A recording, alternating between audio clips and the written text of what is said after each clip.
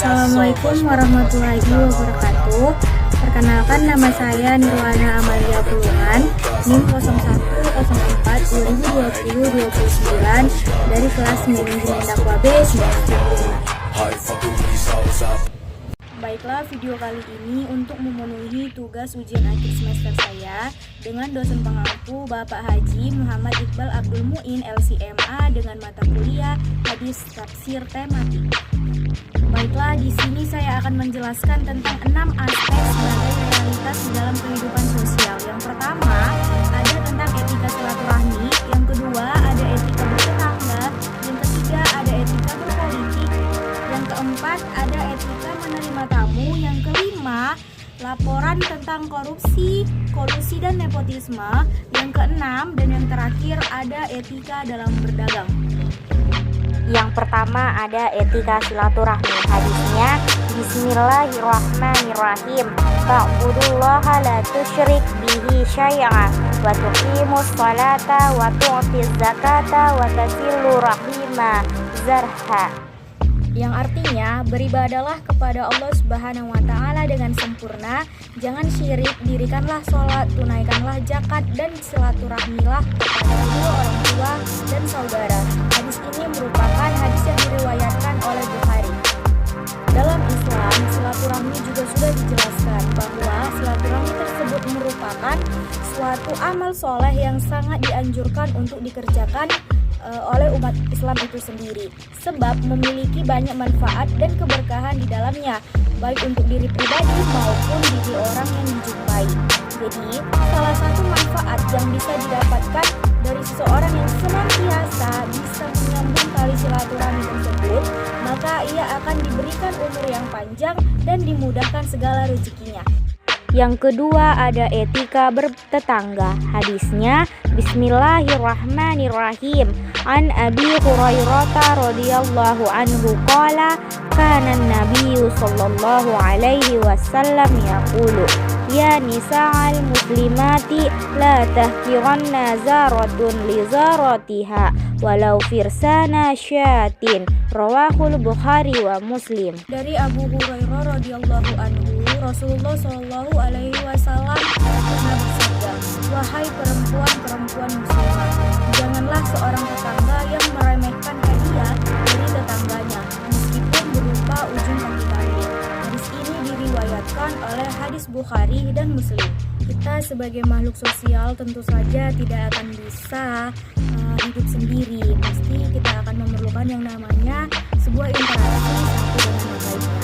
Selain itu juga manusia bisa saja memerlukan bantuan kepada orang lain, umumnya kepada tetangga kita, orang terdekat kita. Misalnya selalu bersikap ramah, bersikap baik kepada tetangga. Pada umumnya kita tidak boleh bersikap baik hanya kepada tetangga saja, tetapi harus kepada semua orang yang ada di sekeliling kita. Tetapi bersikap baik dan ramah ini kepada tetangga itu hanya untuk menciptakan sebuah kehidupan yang damai di antara kita yang saling bertetangga. Dan bersikap baik ini sudah sangat dianjurkan demi terciptanya hubungan yang sangat hangat dan yang sangat akrab. Yang ketiga ada etika berpolitik. Hadisnya Bismillahirrahmanirrahim. Kam min amalin yatasawwaru bi surati amalid dunya wa yasiru bi husni niyati min amali akhirah. Kam min amali yatasawwaru bi surati amali akhirah summa yasir min amali dunya bi su'i niyah. Artinya, banyak amal perbuatan yang tergolong dengan amal keduniaan, tetapi karena didasari niat baik, maka ia akan tergolong kepada amal akhirat. Banyak amal perbuatan yang tergolong amal akhirat, tetapi ia tergolong amal dunia karena didasari dengan niat yang buruk.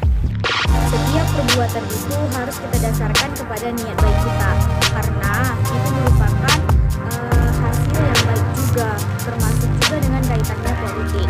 Jadi, Islam sudah mengatur tentang beberapa etika umum di dalam berpolitik. Yang pertama, nilai dasarnya. ini merujuk kepada Al-Quran dan Al-Sunnah. Nilai dasar kehidupan berpolitik memuat 8 poin. Yang pertama, ada keadilan, persaudaraan, persamaan, musyawarah, moralitas, perdamaian, pertanggungjawaban, dan otokritik. Yang keempat, ada etika menerima tamu. Hadisnya, Bismillahirrahmanirrahim. Man kana yu'minu billahi wal yaumil akhiri falyukrim daufahu. Artinya, barang siapa yang beriman kepada Allah Subhanahu wa Ta'ala dan hari akhir, maka hendaklah dia memuliakan tamunya. Hadis ini merupakan hadis yang diriwayatkan oleh Bukhari. Dalam Islam, manfaat silaturahmi ini yaitu dengan cara menerima kunjungan atau berkunjung dapat mempererat hubungan tali persaudaraan antar manusia. Kita sebagai makhluk sosial tidak akan bisa yang namanya hidup sendiri. Pasti akan membutuhkan bantuan orang lain untuk melengkapi satu sama lain. Dari hal sederhana saja, bersilaturahmi kepada tetangga terdekat. Bayangkan, jika kita tidak akan kenal kepada siapapun yang ada di sekitar kita, termasuk tetangga kita, maka siapa yang pertama kali akan menolong kita jika kita mengalami hal yang sangat sulit. Jadi, karena itu kita wajib untuk selalu bersikap baik kepada siapapun. Dan untuk itu juga, mari kita ketahui tentang adab menerima tamu dalam Islam dan diamalkan di dalam kehidupan kita. Yang kelima, ada larangan korupsi, kolusi, dan nepotisme. Yang hadisnya, Bismillahirrahmanirrahim.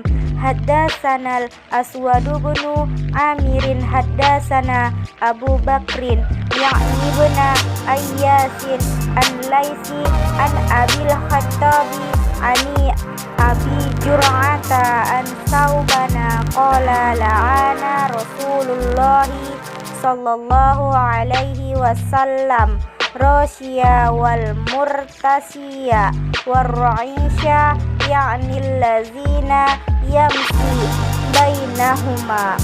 Artinya, telah menceritakan kepada kami, Al-Aswad bin Amir telah bercerita kepada kami, Abu Bakar bin Asyashi dari Laits, dari Abu Al-Khattab, dari Abu Zur'ah, dari Sauban berkata, Rasulullah Shallallahu Alaihi Wasallam melaknat orang yang menyuap, yang disuap, dan perantaranya.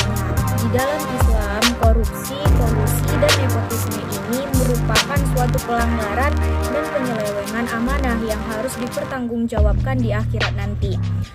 Mengingat pentingnya kestabilan sosial, tindakan-tindakan tersebut harus diberantas sedemikian rupa. Terlebih lagi apabila kita mengingat sebagai kaum muslimin.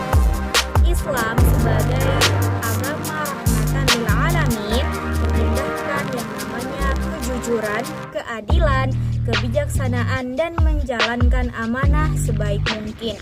Dan perilaku-perilaku tersebut harus mampu mencerminkan dari para pemeluk agama Islam. Yang keenam, ada etika berdagang. Yang hadisnya Bismillahirrahmanirrahim. An Anas bin Malikin radhiyallahu anhu annahu qala naha Rasulullah sallallahu alaihi wasallam anil muhaqalati wal mukhadarati wal mulamasati wal munabazati wal muzabanati. Rawahul Bukhari. Dari Anas bin Malik radhiyallahu anhu, ia berkata Rasulullah Shallallahu Alaihi Wasallam melarang jual beli muhaqalah, yaitu jual beli buah yang masih di atas pohonnya, dan muhadarah atau jual beli buah yang belum matang atau masih hijau dan belum jelas kualitasnya. Jual beli raba yaitu jual beli yang tidak mengetahui jenis, kualitas, ukuran dari barang tersebut, dan jual beli lempar dan jual beli muzabana. Hadis tersebut merupakan hadis yang diriwayatkan oleh Bukhari. Adapun etika dalam berdagang, salah satunya yang pertama, kita harus bersikap jujur dalam melakukan perdagangan. Dalam transaksi jual beli, pedagang dan pembeli harus memiliki sikap yang saling jujur. Artinya, tidak boleh saling berbohong, tidak menipu, tidak mengada-ngadakan fakta, tidak berkhianat, dan tidak akan pernah ingkar janji dan lain sebagainya. Baiklah, demikian video saya kali ini. Semoga bermanfaat untuk kita semua dan semoga kita dapat mengaplikasikannya di dalam kehidupan kita sehari-hari. Wabillahi taufiq wal hidayah. Assalamualaikum warahmatullahi wabarakatuh. Bye-bye.